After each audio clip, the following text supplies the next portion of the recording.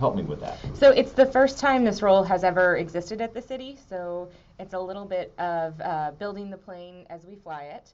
But my job is really to look at all the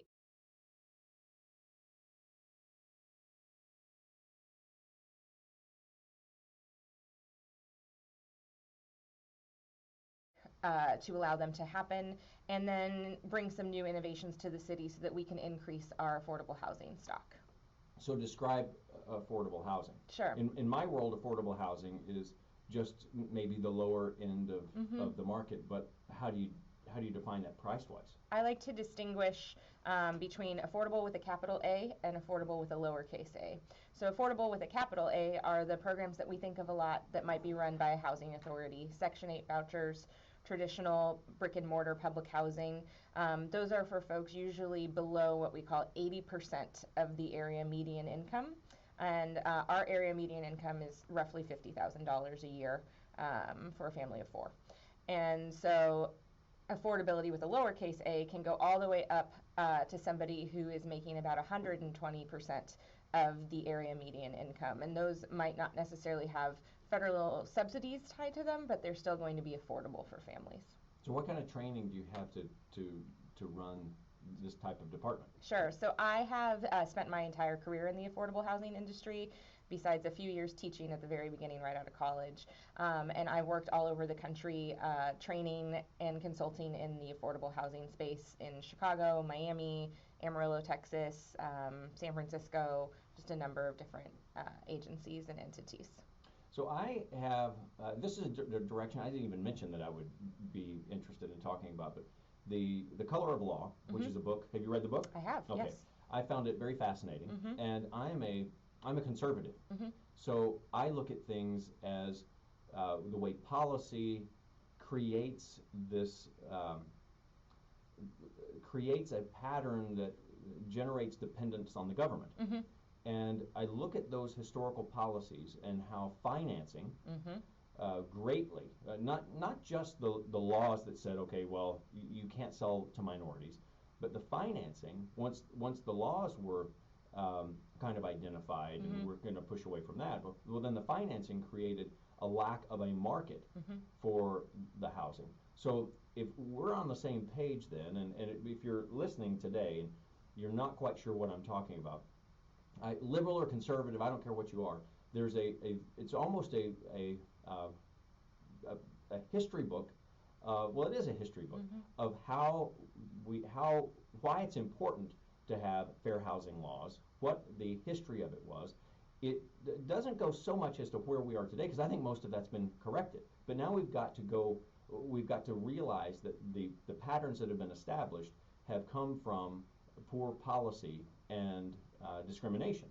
So Richard Rothstein's book, The Color of Law, and we had an interview here, you can find it on the podcast, I ran it in December, and that I think ties in, if you really want to understand why this is important, listening to that book, reading the book, and understanding why this position that you have today, Becky, is so critical about the future. Absolutely. So The Color of Law, I'm really glad you read it. I wish everyone could read that book to understand that we are seeing the direct economic fallout of years of what we call redlining, where banking institutions, lending institutions, and development, the Housing Authority, the Fair Housing Administration, specifically deprived communities of color of the resources they needed to achieve home ownership, which we know traditionally in America, that's the number one way people seek wealth building over generations.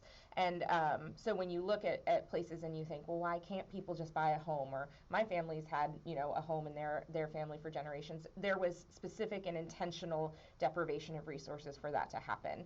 And so what we're kind of entering into now is you're right, we don't have the same kind of really intentional, blatant sort of discrimination into communities of color when it talks about housing development, but we still have areas that have been cut off from economic resources. Absolutely. So some of these policies are how... Can you define that? Because I think we talk Sure. about that, and it's hard to, depending on what side of the tracks or what side of town you live on, Yeah. it's hard to see through that lens. Sure.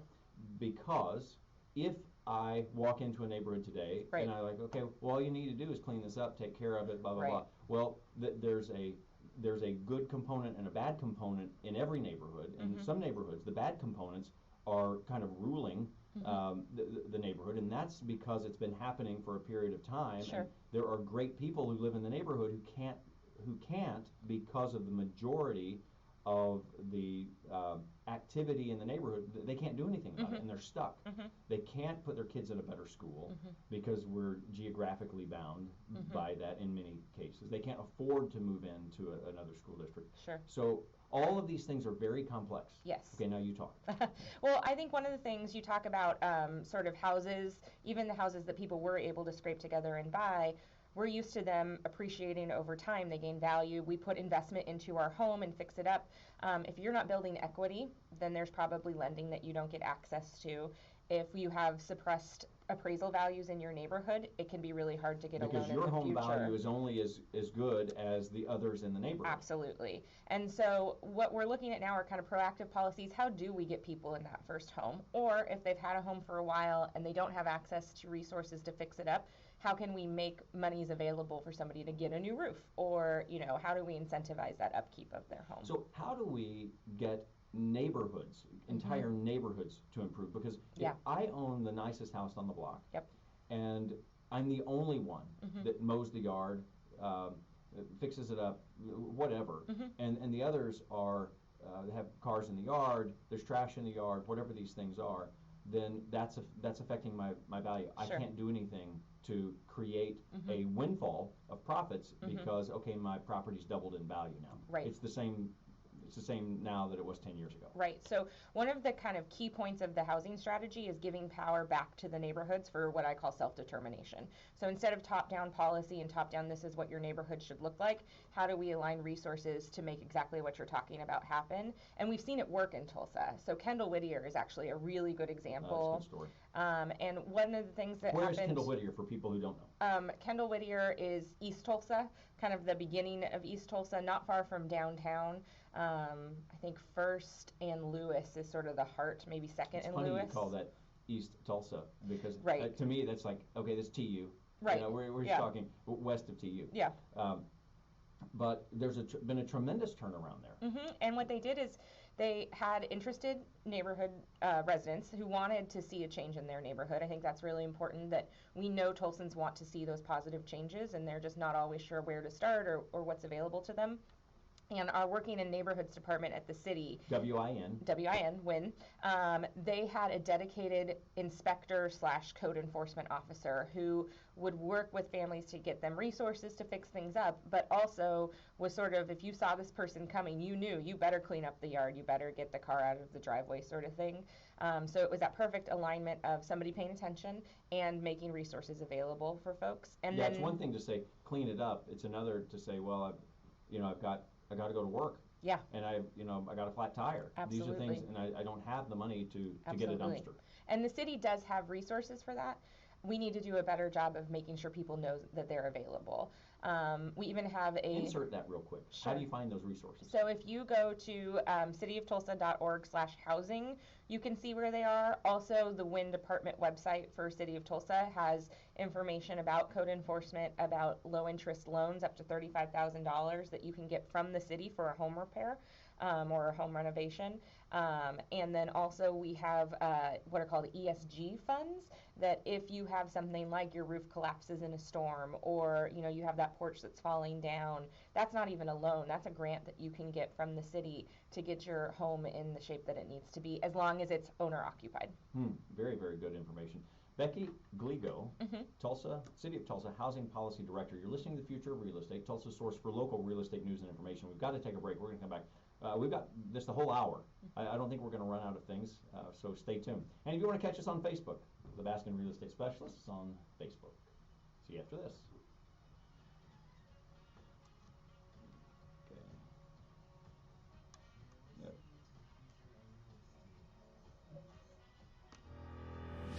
When quality and value matter most, choose Window World.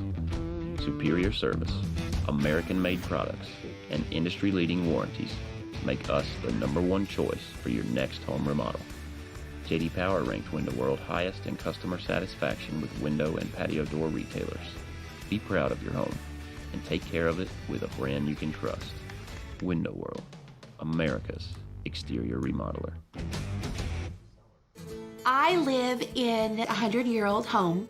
It's a home I fell in love with, and it has so many amazing features. But the one thing it does not have is straight windows. It has windows that are cracked and broken and worn out. I contacted Window World. They came in and put these brand new, amazing, incredibly beautiful windows into my home. From the outside of the house, they match the exterior perfectly. It looks like they've always been here. Now the windows are the jewels in the home. Window World, from the beginning to the end, they met and exceeded every expectation I had. Window World really is simply the best for less.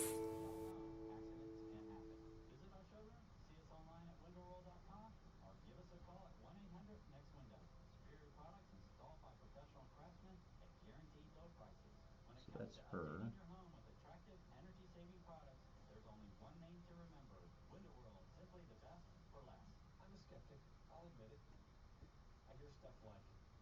All right.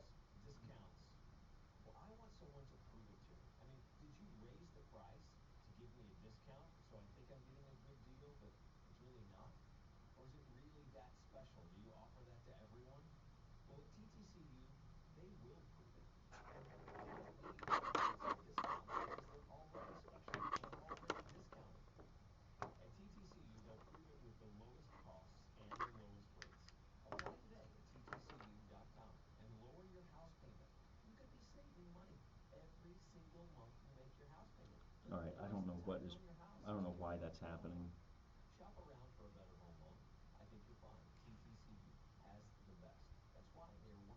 10 seconds?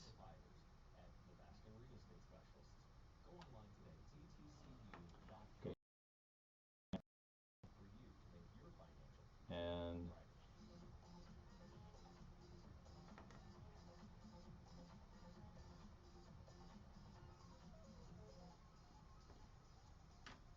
one address, thousands of homes, homeguidetulsa.com.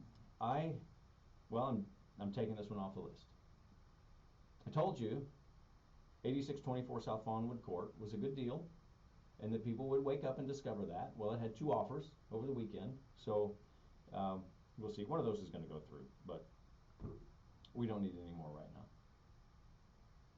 5320 South Sheridan Road. You know what I call this house? I call this the house that you drive by every day. You've always wondered about. It's across the street from the Farm Shopping Center, which really I learned to appreciate the Farm Shopping Center, its design and its name.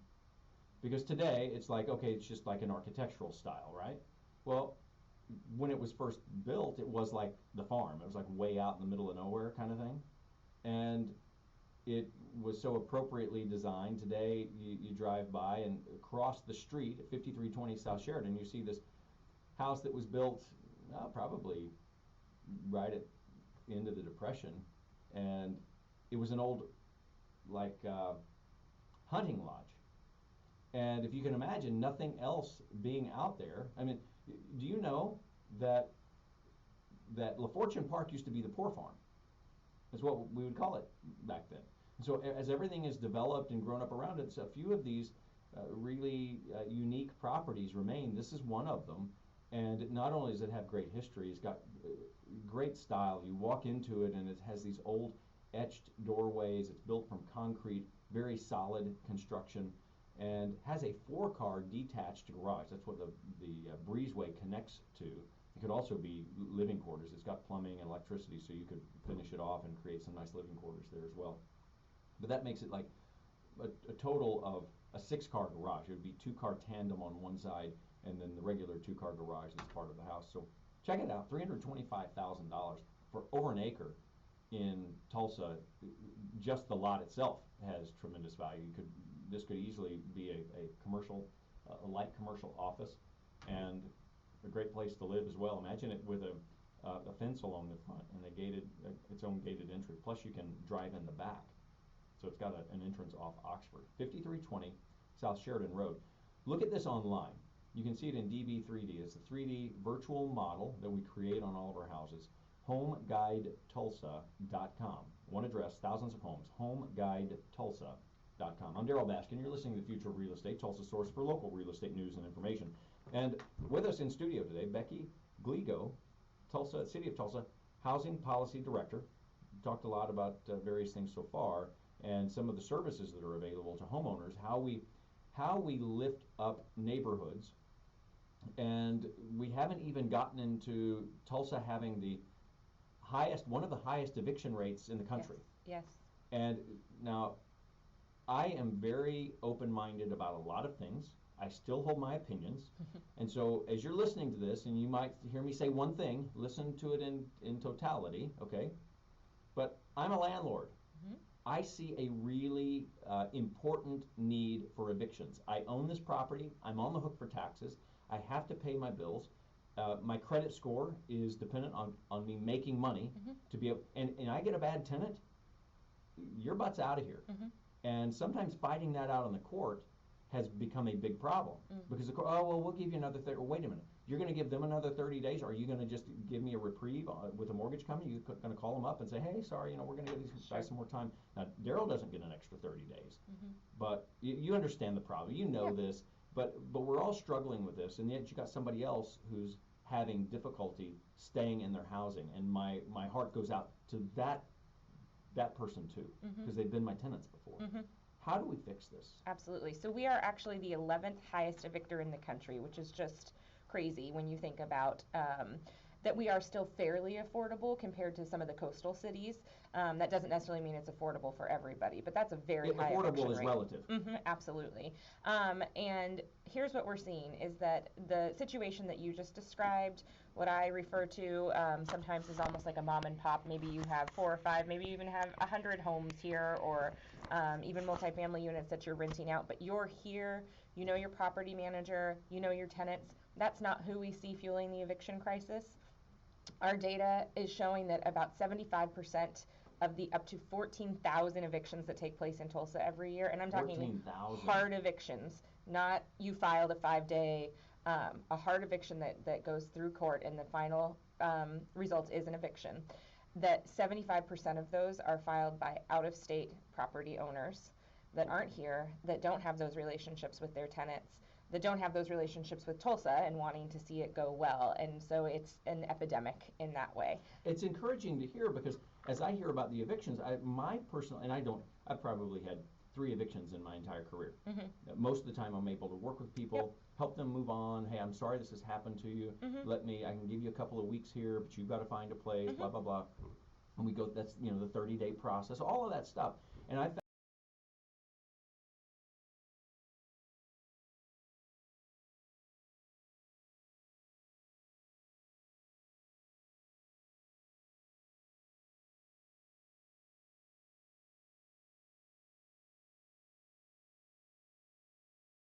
at the city are going to feel really scary to property managers and landlords when they hear things like a landlord licensing or mediation for tenants. I think mediation goes down easier than a landlord licensing. Everything that we're designing will be in cooperation with local property management professionals, and it's going to lift up the positives, all those really good landlords that are working really hard to do what you described, offer them incentives, risk mitigation fund access, mediation access, education for tenants, all that good stuff. Now that's singing my song because I was working with the health department on a process of how the health department was being used as a hammer from a discontent tenant who wasn't following a process and not understanding. So it became an educational issue. Yes. And the tenant was I'll say abusing, but abusing out of and I say this word politely, abusing it out of the ignorance of just not knowing what the process was and how, as a landlord, I could have helped them, but instead they turned the health department against me. Like, now we've made this all adversarial, and you're not understanding what the process is and how I can help you. Right, and so I think as proactive as we can get so that it doesn't get to that adversarial point, and just having a place that landlords can call and tenants can call and say, these are my questions, what should I be doing? We're going to have that available as a service at the city, but it won't cost anything upfront for landlords. It won't be overly bureaucratic. It'll be a self-certification of compliance, and then we're really going after that 75% of out-of-staters and rewarding the good local ones. No, I like the concept because, as I've said off here, I'm not into the big government Sure. side of it. I don't like mandated things. Yes. I think the free market allows good people, and I don't like the term slumlords either, because there are some who are real slumlords, but a lot of people who do low-income housing are providing that as a service at their own expense. They could make more profit many times doing something else. Sometimes, but yeah.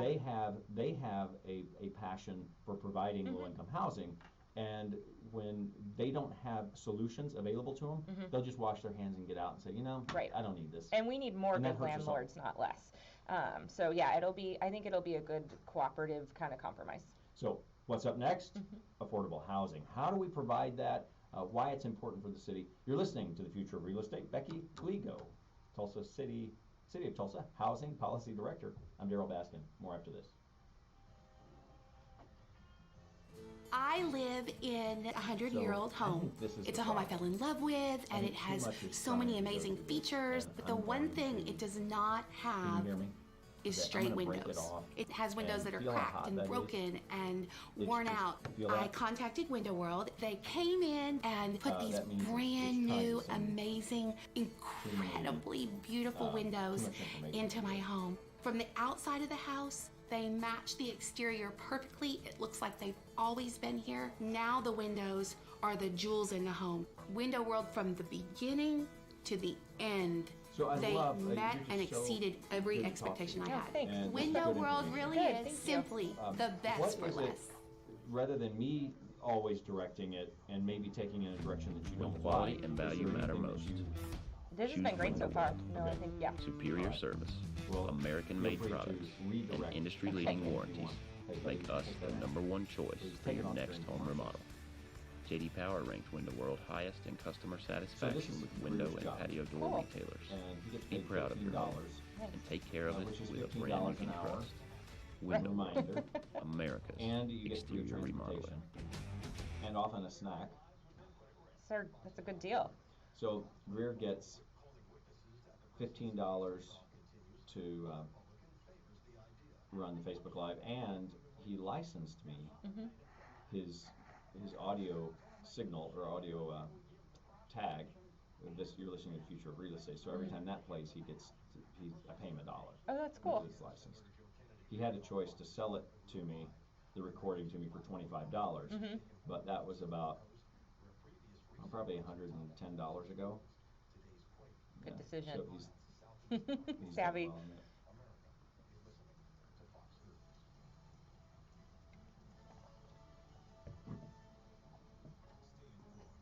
Are you a GTAR member? Yes. Okay. Spencer is helping with some of the. Yeah, and Spencer's the our, licensing is stuff. he our PAC person or government affairs Yeah, I think coordinator? so. Yeah, Okay. I think so. I didn't know what his actual title Yeah, was. it's something like that. But he introduced me to Charles McBride, and we've been having some good conversations. Yeah, yeah. Well, I think he was very effective at the Airbnb stuff. Yeah. Which I converted my stuff to Airbnbs as things have changed, and I've got very high quality people in there. Yeah. And so it's been an interesting evolution. And it's in Kindle Video area. Okay, cool. So where it used to be all crack houses is now up and coming, and Yeah, it's amazing. actually I won't even call it up and coming anymore. It's basically transitioned. It's now just better each time. But Yeah. then that gets to the gentrification of the area, which I'm in favor of, because everything wasn't slummy when it started. So it just goes through the cycle of Yeah. high and low. But then the rents change, and then Yes. people don't have a place to live. Yes. And why does life have to be so difficult? I know. If it was an easy thing to solve, somebody would have solved it all already. I am going to ask you, how controversial is your...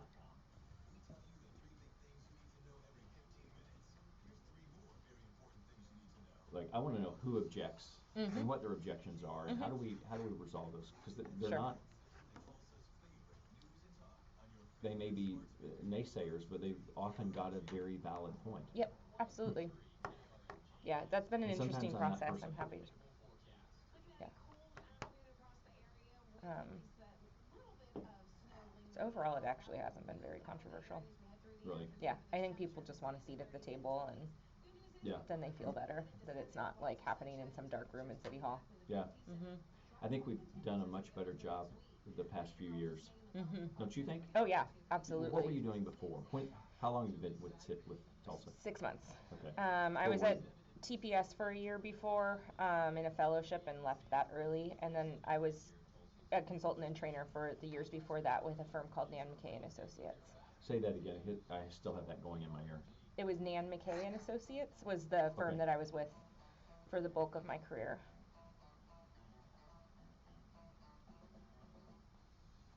One address, thousands of homes, homeguidetulsa.com. Tomorrow. Today's Saturday. Tomorrow is Sunday. That was just for my own benefit. Tomorrow from 2 to 4 we'll have a property, one of my favorites, open that $394,000 in Owasso on a half-acre lot, 4 bedrooms. 3 of those bedrooms are on the first level. I've talked about it numerous times. You know, you can look at a house by just its square footage and whatever, but that doesn't include square footage, number of baths, and a kitchen, right? You know, houses just have that. But when you get to quality of life features, like the size of the garage, what are you going to do on the weekends? Okay, well, you got to jockey all the cars around so you have a little bit of workspace. What if you just have a bigger garage and you've got it set up, and instead of spending 30 minutes of your precious weekend time to get started on a project, because you only have an hour and a half to begin with, well, you got a bigger garage, you step outside, you work more on your project, you're happier, life is better, and it's all because you bought this house in Homestead that I have listed. Wasn't it that simple? All right, we're going to have it open tomorrow. Homestead is right off of, let's see, 86th Street North. If you just drive east, you'll find this neighborhood of half-acre lots, and you can find it online. HomeGuideTulsa.com. Built by Colt Systems. The price again, $394,000. One of the lowest prices per square foot, period, especially with new construction. Check it out. HomeGuideTulsa.com. I'm Daryl Baskin. You're listening to The Future of Real Estate, Tulsa's source for local real estate news and information. Here in studio with the City of Tulsa Housing Policy Director Becky Gligo, and talking about affordable housing and some things that I just kind of find fascinating because of how everything works together and the dynamics of people and our needs as human beings, our needs as businesses, and affordable housing is a primary concern that we all should have, not just for the care of other human beings, but for how it affects our economy, and how, when I talk about our economy, how we should care that it's not based on government bureaucracy and some of the other things that you and I have talked about with the mics off. Mm-hmm. I want you to just kind of unload that on us now. How are we making affordable housing available as we're prospering as a city? Sure, and I think a lot of people's initial reaction when they hear affordable housing in Tulsa is fairly affordable, but we know that over a third of Tulsans are rent burdened, which means that they're paying more than 30% of their take-home pay either towards their mortgage or their rent amount, and about half of that 30% is paying more than 50%. So isn't a lot of this coming systemically from the fact that we don't save anymore? A lot of it is a wage gap for folks. So we have people in the service industry or who are making minimum wage that just can't find that $400, $500, $600 apartment that with all the other expenses that they have, and so there's no room to save, right? So what's causing us to not have a $400 or $500 or $600 apartment? Because that's where mine have been. Sure. And they're hard to manage. They are. We have some. We don't have enough. And part of that is it has to make sense for developers to build them. That financially has to make sense for them. Landlords have to be able to charge your rent. You talked about earlier being able to cover your mortgage. That's a part of it. And so sometimes there has to be some extra money there to make that make financial sense for folks to be able to charge your rent at that level. We also just have a number of properties in disrepair in Tulsa. And so one of the things I'm excited about is it's called the HOP program, the Housing Opportunity Partnership. And it's identified properties that are vacant and abandoned all over the city that we'll be able to put back online with partnerships with groups like Habitat for Humanity, Crossover Community Development, these really great nonprofit developers, so that people can get in there and get an affordable quality housing opportunity, and we won't have these kind of eyesore sort of vacancies in neighborhoods. I've got one of those properties. Do you? By the way, yeah, I actually do. And it's sitting there just waiting for the right time because it has to be financially Yes. Doable. And I tell this story. It's you only get pieces of it because I can't tell it all. In that one place, I've had everything from bed bugs to a murder on the front porch, to just absolute destruction from a water leak. That things just happen. Well, it took 4 good units, 4 habitable units offline, and so now the city has 4 less, and there's no economic way to put it back online because I can't rent them out for when I do fix them up.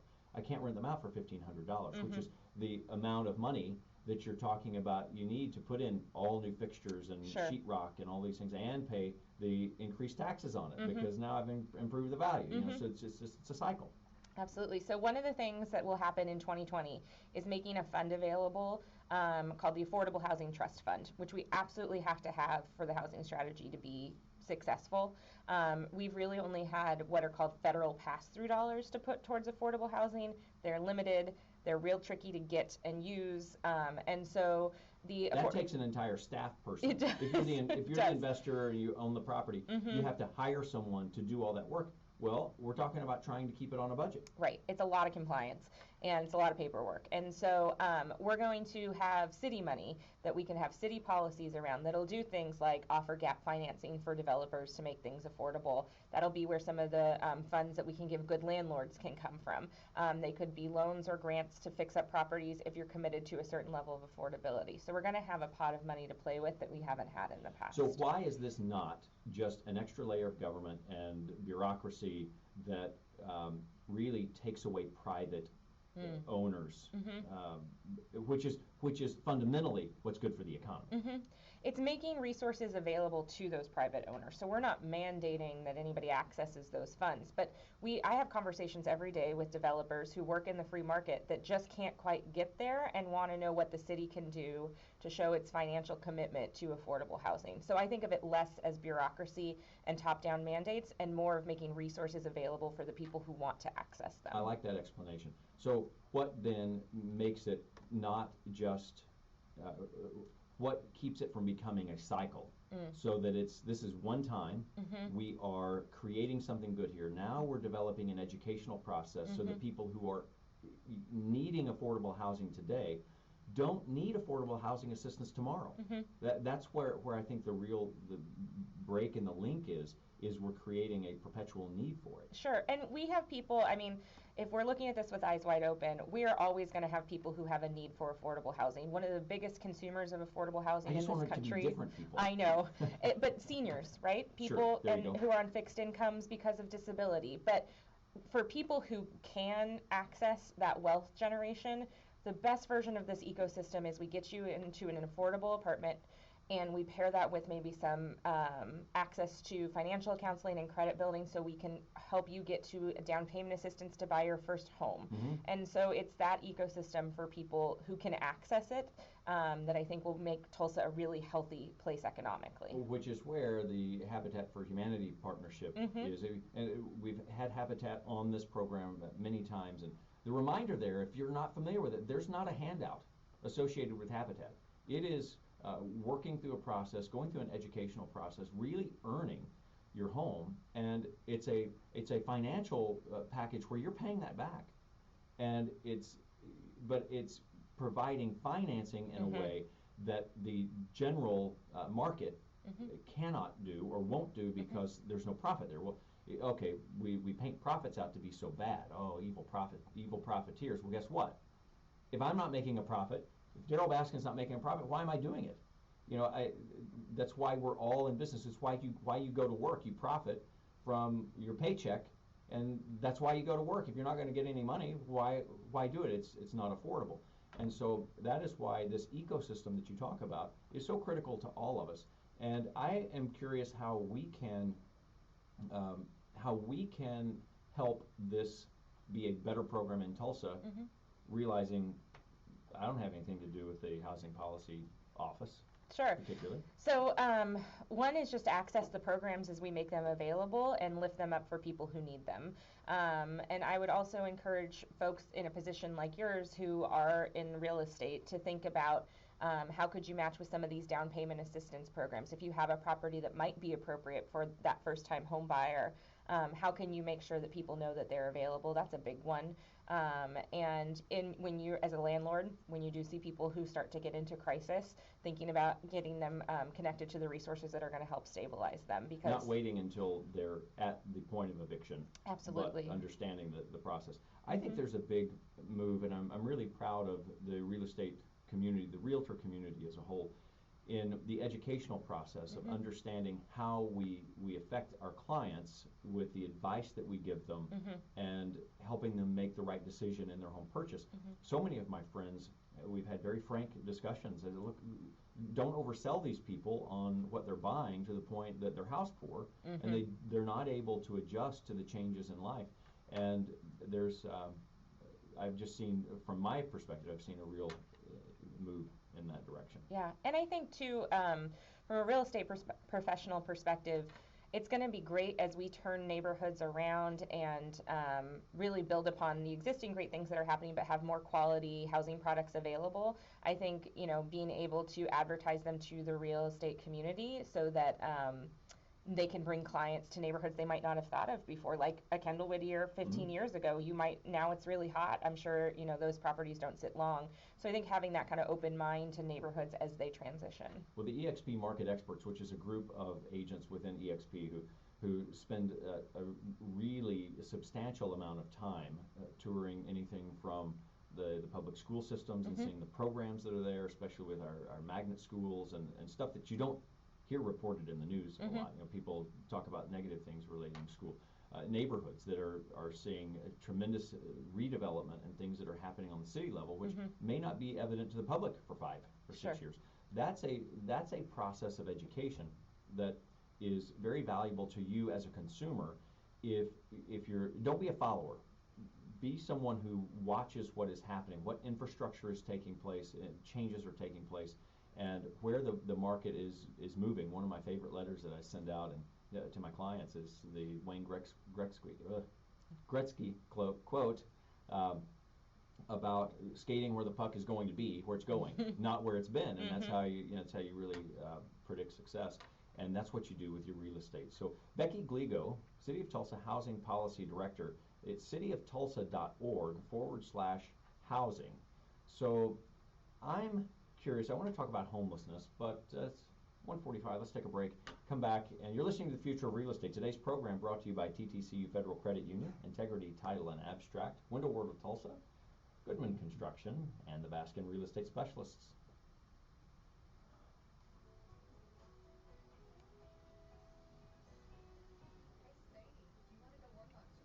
Could you take a question? There was a lady who called in and wanted to ask you guys about deregulation.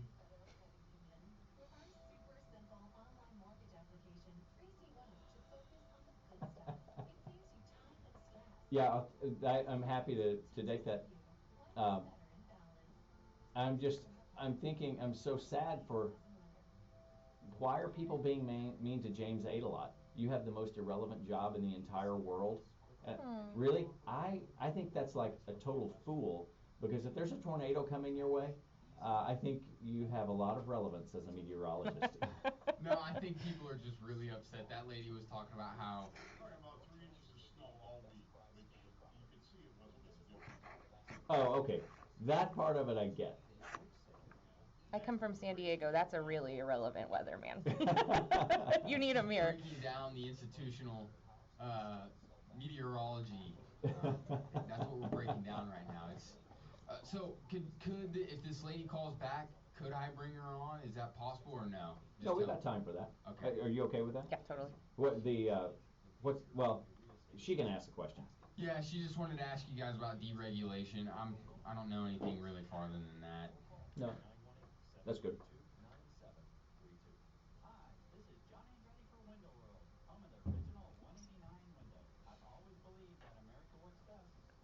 I saw the Tulsa World What? headline about Stitt yesterday and his deregulation. I haven't read it though. I don't know I what haven't his either. plans are, but I'm on the Home Inspector Review Committee at the Construction Industries Board, which is a position appointed by the governor.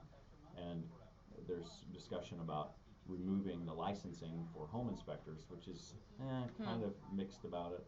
But I look at the amount of money we put into it, and I think, you know, what if good inspectors are good inspectors, and it's frustrating me that the public doesn't do more of their own research to understand, especially with everything that's available, because a license doesn't make you a good inspector.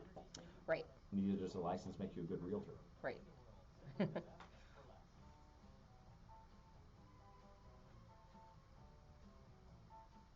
Want to address thousands of homes. HomeGuideTulsa.com. I'm Gerald Baskin. You're listening to The Future of Real Estate, Tulsa source for local real estate news and information.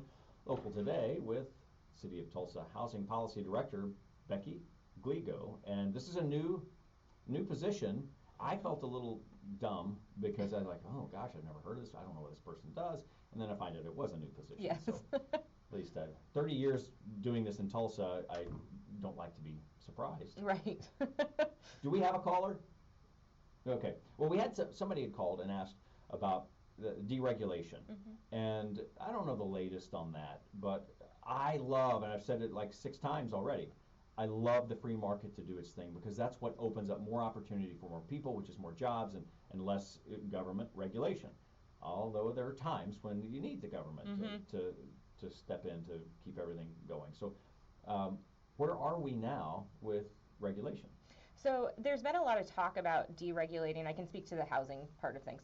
There's been a lot of talk with the federal government about deregulating certain aspects of HUD programming, and we haven't seen a lot of movement on that yet. I will say that I spent the first part of my career touring the country training people on federal housing regulations, and some of them are just silly. Yes. But some of them are really important and put up guardrails. You talked about fair housing earlier, and so I do get nervous when we're dismantling anything that would protect people from discrimination. That being said, you know, if we're getting rid of some of the regulation that's not helpful and it makes it easier and cheaper to build safe, affordable housing, then I would support that. How about we just make it okay for a real estate agent to advertise a bachelor pad? You know, some of this stuff to me is so absurd that you can't, you know, a bachelor pad, okay, well, yes. If you're female, you can move into it also. Right. You know, we just kind of get the gist of it. But what is some of the importance of fair housing, and what is kind of crazy about it? So I don't actually think there's anything crazy about the fair housing world or the regulations. I think that they're really common sense. A lot of them are built around how we work with people with disabilities. And until you hear some of these stories of people facing a lack of accessible housing, it's really hard. Yeah, and so to take those away from someone is ensuring that we're going to have more people with housing instability. Really? Absolutely. So for example, the law requires that if I move into a home and the home is not accessible, and maybe I'm a person in a wheelchair, that at my own cost, the landlord has to allow me to make modifications. Reasonable modifications. Grab bars, a ramp. And then when I leave, they could require that I take them back down to their original state. But that's at your cost, not at the landlord's cost. So why would a landlord have a great objection to that? Some don't like just their home being altered in any way, shape, or form.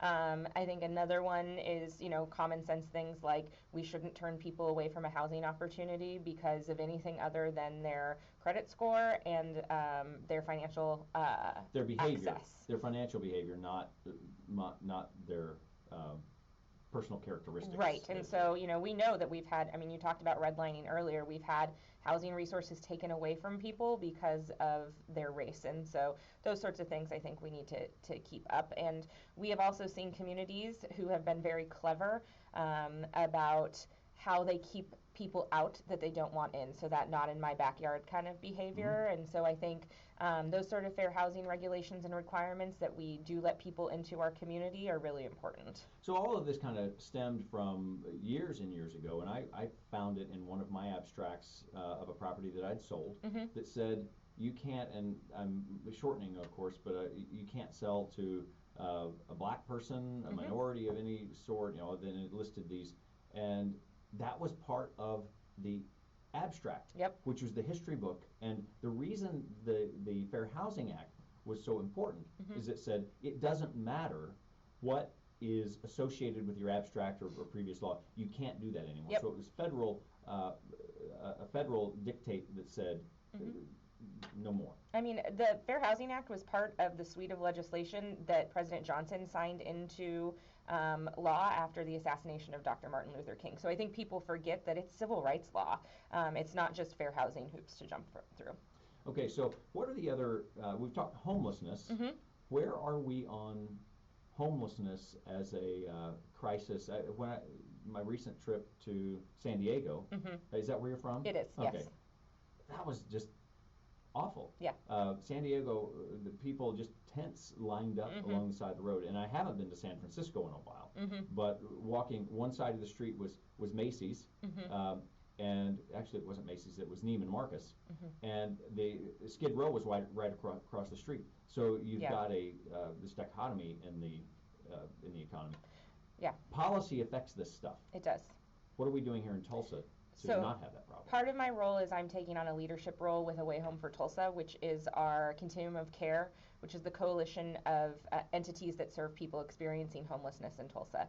And we are making a shift to some more evidence-based practices in that, which includes things like housing first. Not feel-good based practices, but evidence-based. Evidence-based practice. Because it feels good at first, and then you find out months, years, generations later that it didn't work. Right.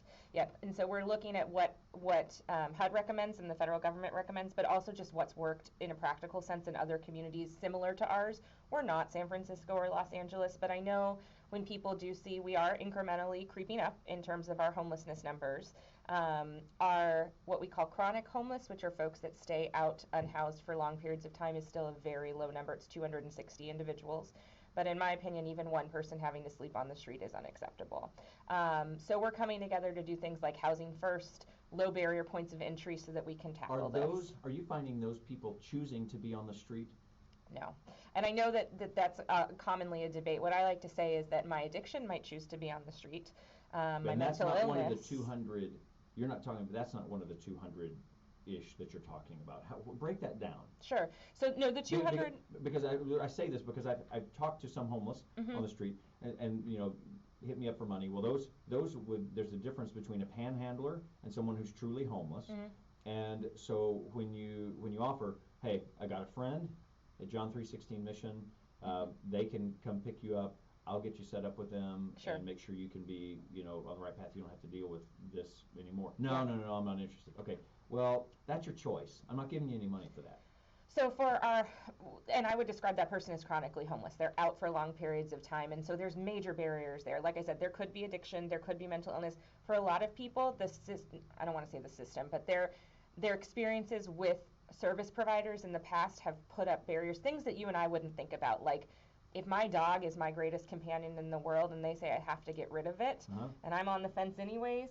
And so we have to build relationships with those folks. They're always going to be the longest to house, but I believe deeply that everybody would prefer to have a home over their head. They're just not always willing to make the trade-offs that are sometimes put in front of them. And there are really great organizations like City Lights. We have an outreach team that's led. City Lights is the one that they like serve under a bridge, right? Isn't it? They do once a week. Yeah. Okay.